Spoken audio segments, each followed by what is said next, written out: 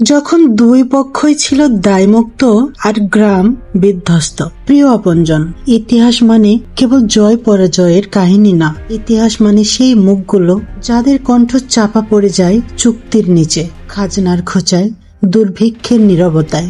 সালটা 1765।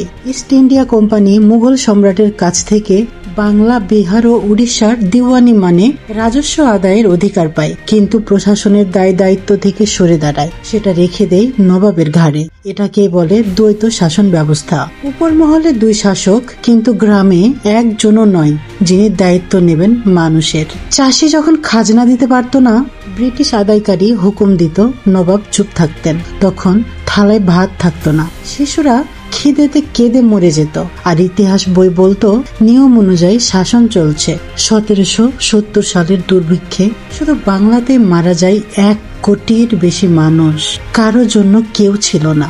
Because when everybody is in charge, nobody is responsible. দ্বৈত শাসন এক মৃত্যু।